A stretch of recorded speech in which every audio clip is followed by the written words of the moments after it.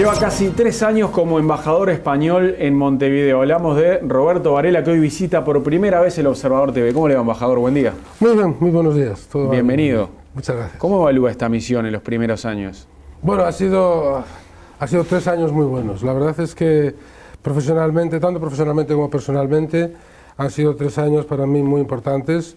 Es mi primera embajada y para un embajador español que su primera embajada sea Iberoamérica, claro, que su primera embajada sea Uruguay es una cosa buena. Estoy muy contento. ¿Y antes de tener esta primera embajada, también trabajó en la diplomacia? Siempre, sí, yo soy diplomático de carrera. ¿Y qué hizo? Me tengo que remontar a Madrid al año 89, estuve 4 años allí, después estuve 5 años en Alemania, asistiendo un poco a la transición, a la reunificación de Alemania. Luego estuve en Kuwait 2 años, luego regresé a Madrid 4, luego estuve en Nueva York de cónsul 5, luego estuve de consejero de Cultura y Turismo en el gobierno de Galicia 4 años y ahora llevo 3 en el Uruguay, o sea que ya llevo una... Claro. Pasar a la categoría de embajador es un mojón en la carrera, ¿no? Sí, además en nuestra carrera, bueno, llegar a ser embajador es el objetivo último de todos nosotros, es nuestra vocación natural, y llegar a ser embajador en un país iberoamericano tiene una connotación especial para España. Vamos a empezar a hablar de temas de actualidad. El presidente venezolano Nicolás Maduro acusó a Mariano Rajoy de racista. Vamos a escuchar lo que dijo y después charlamos. Sí, claro. Adelante. Pero Venezuela no se va a dejar agredir por las Cortes de España y 1000 cortes que vengan de Madrid. Así lo anuncio. Y estoy preparado para dar la batalla contra Madrid. Ya estoy preparado para dar la batalla contra Madrid. Estas palabras del presidente de Venezuela, Nicolás Maduro, han causado malestar en el gobierno español. La reacción del presidente venezolano, que anoche acusó a su homólogo español, Mariano Rajoy, de racismo histórico y social, es el resultado de la resolución aprobada por el Parlamento de Madrid que pide la liberación de opositores encarcelados como Leopoldo López y Antonio Ledesma. Presente 326. Si nos buscan, nos encuentran. Ya nos encontraron, pues, yo lo digo. Se acabó. Se acabó, Rajoy, tus abusos. Se acabó. Ya se acabó. A Venezuela se respeta. Que lo sepa España entera, a Venezuela se respeta, y lo digo aquí, en la cuna de Simón Bolívar. El Ministerio de Relaciones Exteriores español reaccionó convocando al embajador de Venezuela en España, Mario Isea, para manifestar el rechazo del Ejecutivo a las declaraciones de Maduro. Isea fue recibido por el director general para Iberoamérica, Pablo Gómez Olea, y permaneció solo 10 minutos en la sede de Exteriores. Tras la reunión, el gobierno español afirmó en un comunicado que el embajador venezolano ha tomado nota y que las declaraciones, insultos y amenazas de Maduro son intolerables y no contribuyen a un mínimo entendimiento entre los dos gobiernos. Este era el informe de los colegas de la agencia EFE sobre el incidente diplomático, y además Maduro acusó a Mariano Rajoy de estar detrás de todas las maniobras contra Venezuela. ¿Cómo toma usted estas declaraciones tan fuertes? Bueno, la verdad, desgraciadamente me lo tengo que tomar en una línea ya conocida de expresiones completamente inadecuadas respecto a lo que son decisiones y resoluciones de algo que es sagrado, que es el Parlamento español. Esa resolución invitando al gobierno uruguayo a respetar ciertas normas de derechos humanos que son esenciales, no tiene nada que ver ni con el insulto personal ni con el ataque personal. Es una institución, el Parlamento, que representa al pueblo español. Esa resolución ha sido aprobada por el 80% del Parlamento, por lo tanto, creo que insultar al presidente del Gobierno por una decisión, una resolución o una expresión del Parlamento creo que es totalmente inaceptable. Entra dentro de una dinámica que se ha ido creando, pero desde luego nosotros respetamos a Venezuela. Es un país hermano y tenemos 300.000 españoles viviendo allí. No nos es ajeno Venezuela y desde luego lo respetamos. ¿Y en qué puede terminar este conflicto diplomático, Varela? Supongo que terminará bien, porque tarde o temprano las aguas deberán volver a su cauce. Venezuela es un país amigo, nosotros tenemos intereses comerciales en Venezuela muy importantes, tenemos una población española muy importante y sobre todo es un país de la comunidad iberoamericana. Supongo que entre todos se llegará a un buen final ¿Cuál es el final? Lo desconozco. Pero antes de llegar al buen final, en el medio, ¿hay chances de romper las relaciones diplomáticas? Espero que no. Hemos tenido problemas de esas características, hemos tenido ataques anteriores, también directos hacia miembros del Ejecutivo, y no ha llegado la sangre al río. Esperemos que esta vez tampoco. Es verdad que convocar al embajador, eso es un signo de que le estamos dando importancia a este asunto, pero estas amenazas sobre todo suenan un poco huecas, ¿no? Los insultos directos, el racismo del presidente, teniendo como justificación una decisión o una resolución del Parlamento español, no tiene mucho sentido. ¿El Congreso español quiere romper relaciones? No, el Congreso español simplemente invita o solicita que se liberen a los presos políticos en Venezuela. Se ha hecho una resolución que ha sido aprobada por la mayoría del Parlamento. Esto es interpretado por el Ejecutivo venezolano como una injerencia en los asuntos internos, lo cual no lo es, y le devuelve con un insulto personal al presidente del gobierno, llamándole racista, entre otras cosas. Como respuesta a eso, se convoca al embajador venezolano para pedirle explicaciones y para mostrar nuestro pesar, nuestra queja por esas declaraciones, y eso es a cómo están las cosas. De ahí a romper relaciones todavía falta mucho. Todavía falta. Embajador, hábleme de cómo están las relaciones entre uruguayos y españoles hoy. Bueno, y lo podemos enfocar en lo comercial primero. Sí. O en el tema de inversiones, ¿no? Si Venezuela representa un momento de tensión para nuestras relaciones bilaterales, desde luego todo lo contrario lo es este país, ¿no? Y precisamente las relaciones comerciales son muy buenas. Nosotros cada vez se incrementa más el volumen comercial y, sin embargo, no es el rubro más importante de nuestras relaciones. Nuestras exportaciones a Uruguay ascienden a unos 250 millones de dólares y nuestras importaciones unos 90 millones de dólares el año pasado, lo cual es bastante, pero está muy lejos del principal rubro económico, que son las inversiones. Y ahí sí, España es el primer inversor en bienes productivos en el Uruguay y el segundo en el total. Bien. ¿Y hoy en qué área se destaca más esa inversión de los españoles? Pues habla de servicios, ¿no? Servicios financieros, seguridad. No voy a nombrar las empresas, pero todo el mundo las conoce. Sí, bueno, algunas son muy grandes bancos, sí, claro. Grandes empresas de seguridad, el sector servicios. El único país del mundo que nos supera en inversión es Argentina. Claro, el vecino grande que tenemos. ¿Y conoce nuevas inversiones que vayan a llegar en este 2015 o el año que viene? Bueno, sí, la verdad es que están llegando en todos los ámbitos, ¿no? En el ámbito de la hostelería, en el ámbito de las energías renovables, en el ámbito portuario y sobre todo en el ámbito de infraestructuras. Muchas de estas inversiones vienen a través de licitaciones que hace el gobierno uruguayo y que sean atendidas por las empresas españolas, en una tradición ya casi legendaria, porque la presencia de las grandes empresas españolas en toda Iberoamérica, incluso en Europa, es enorme. En estos momentos, sepa usted que España está construyendo el Canal de Panamá, estamos construyendo el tren de alta velocidad en Arabia Saudí, estamos construyendo el metro de Santiago de Chile, empresas españolas gestionan todo el aeropuerto Heathrow de Londres, en fin. Estamos un poco bien posicionados en cuanto a la construcción de infraestructuras y a las inversiones en el exterior. ¿Cuántos españoles viven hoy acá? 67.000, de los cuales... ¿En ellos están incluidos los inmigrantes que se vinieron de chicos? No. Están 67.000 españoles, que son personas que están registradas como españoles en el consulado. Perfecto. Y tienen pasaporte español. Bárbaro. Luego están los descendientes de españoles, que son muchísimos. No, más. pero yo no hablaba de descendientes, como yo, por ejemplo, que soy descendiente, pero nací acá en Uruguay. Estoy hablando de los que se vinieron hace muchos años y son nacidos en España. ¿Esos están contabilizados también? Porque ahí aumenta muchísimo. No, nosotros contabilizamos los que están en el registro consular y figuran como españoles.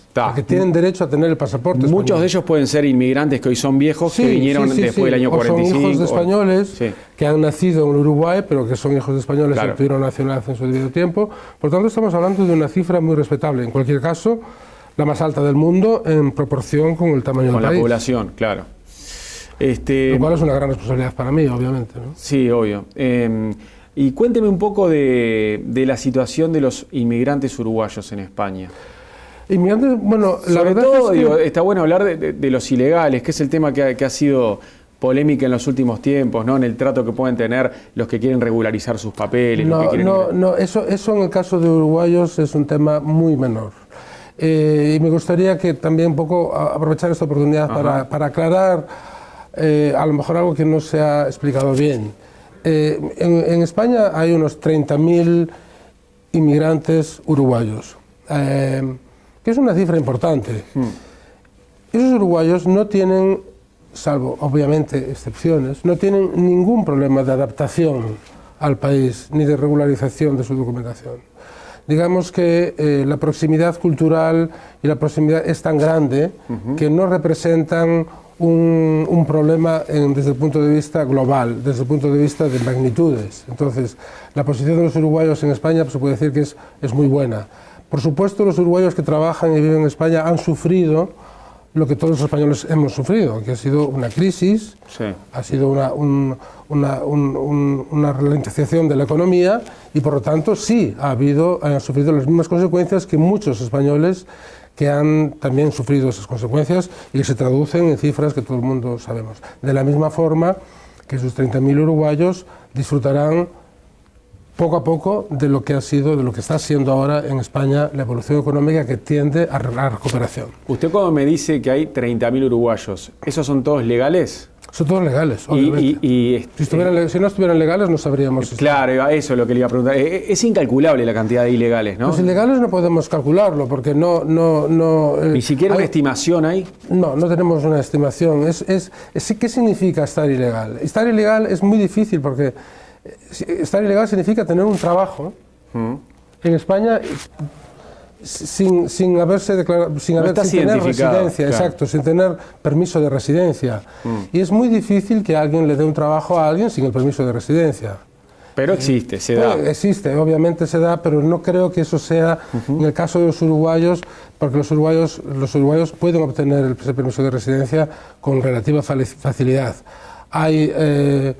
Y luego hay otro mito que me gustaría romper, que es el número de uruguayos rechazados en frontera, que es bajísimo. ¿Ah, sí? Es bajísimo, se ha magnificado, quizás, no sé si intencionadamente, pero se ha magnificado, pero los datos que tenemos, por ejemplo, los más recientes, nos hablan de entre 4 y 6 rechazados en frontera, de un total de 4.000, o sea, 4 y 6 cada mes, de un total de 4.000 cada mes. Es decir, 4.000 uruguayos entran en Europa a través de España, y de esos, la media de 3, 4 son rechazados en frontera por, o bien, no llevar los papeles en regla, o bien no poder justificar medios para vivir en la Comunidad Europea, en la Unión Europea, durante el periodo que ellos proponen ir.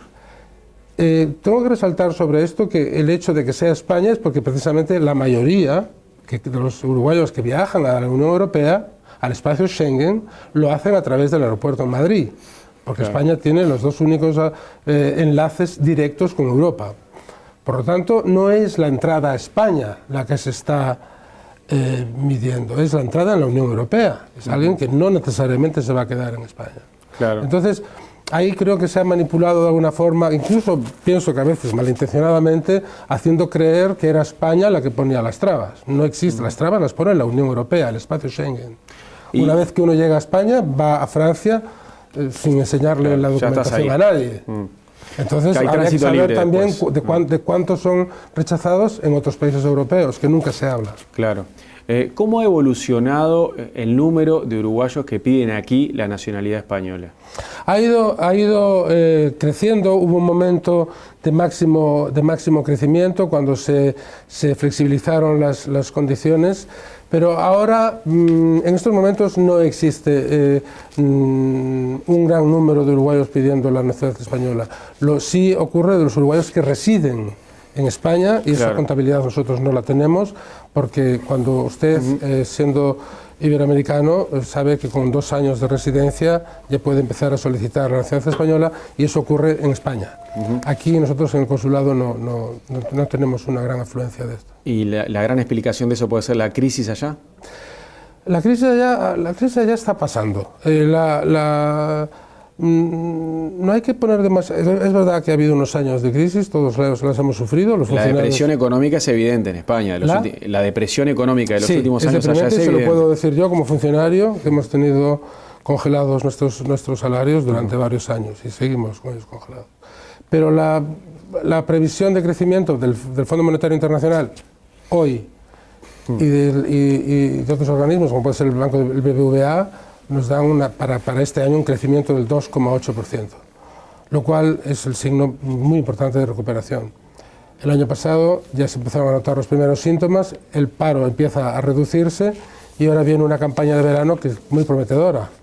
El año pasado nos visitaron 65 millones de turistas, pensamos que este año va a ser más, o sea que empezamos a tener esperanza de que esto haya sido una crisis cíclica y que y ahora atravesaremos un buen momento económico y eso es beneficioso para todos los que residen en España, sean españoles o no.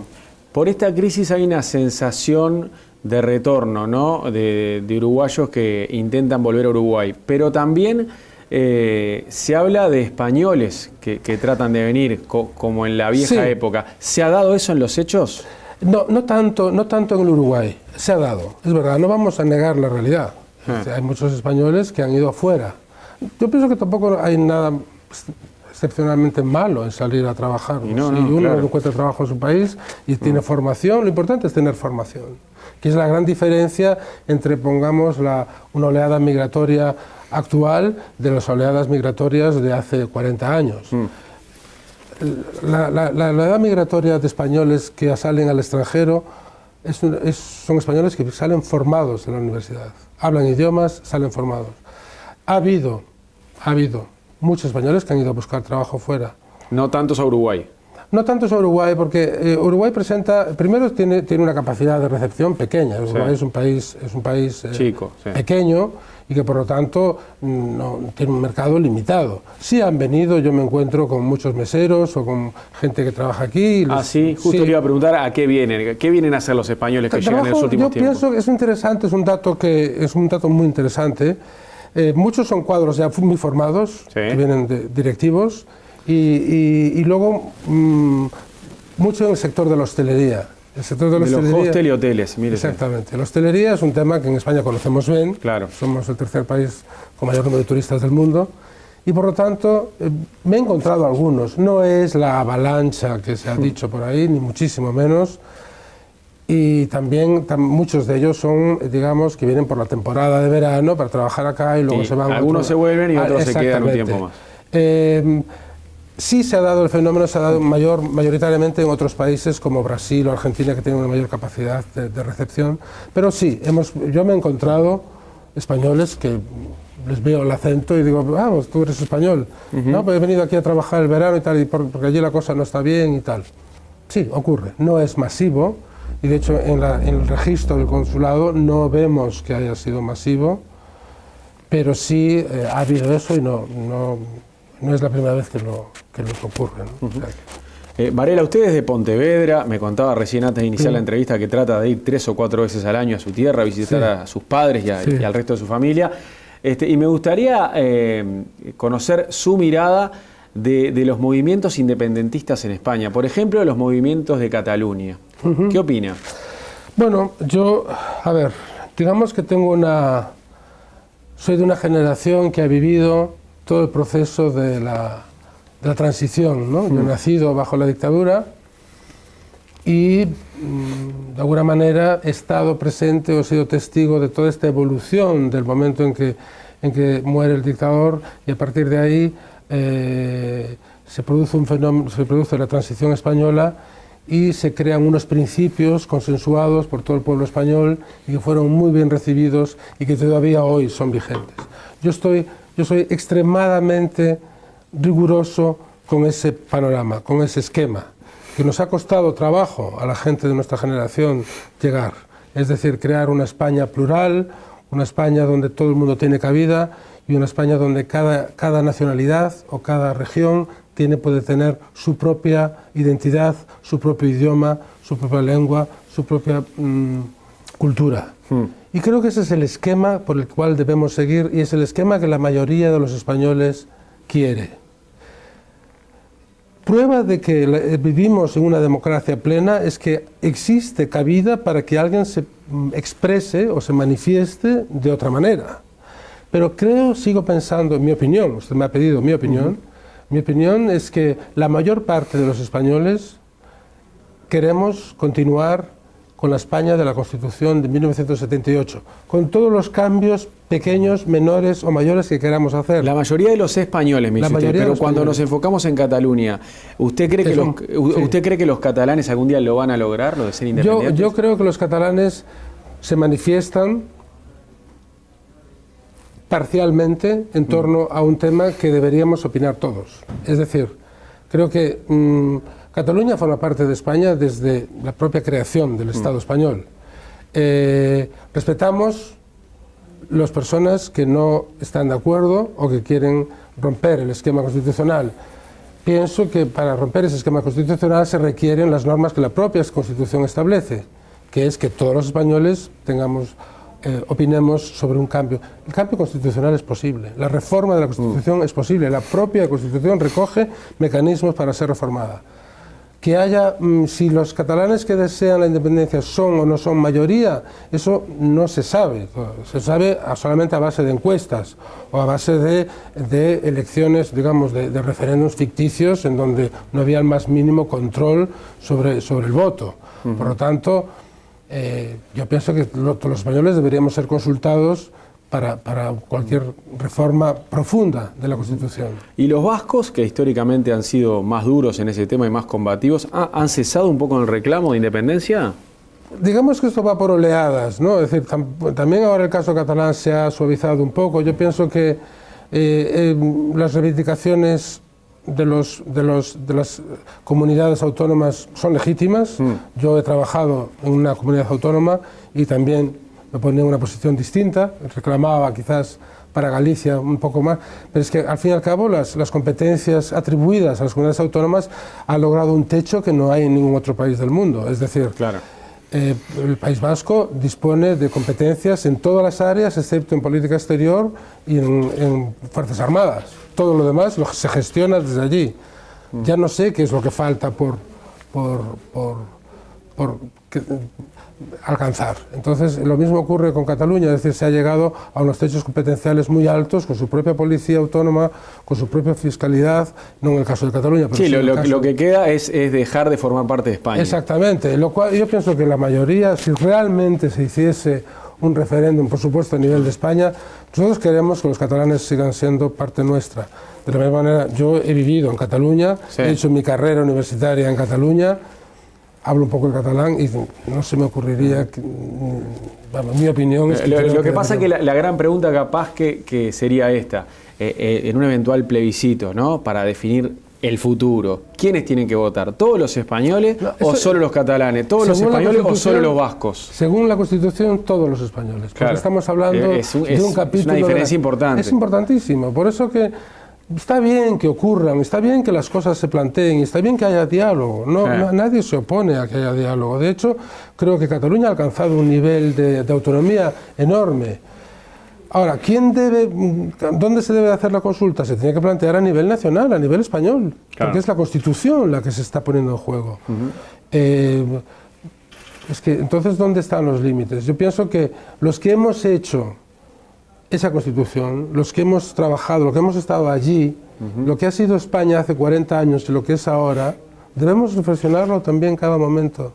Debemos ser conscientes de que estamos en una posición que nos permite plantearnos todas las posibilidades, expresar todas las opiniones y todas las ideas, pero siempre manteniéndonos a un marco fundamental, que es la Constitución Española del 78, que es reformable como cualquier otro. Ella misma establece sus mecanismos de reforma. Entonces, y no está en los mecanismos de reforma, no está que se proponga un referéndum así, por las buenas, ¿no? ¿Qué ganó España con un rey joven como Felipe VI? Bueno, ¿qué gana? Sí, ¿qué ganó España con la renovación en la monarquía?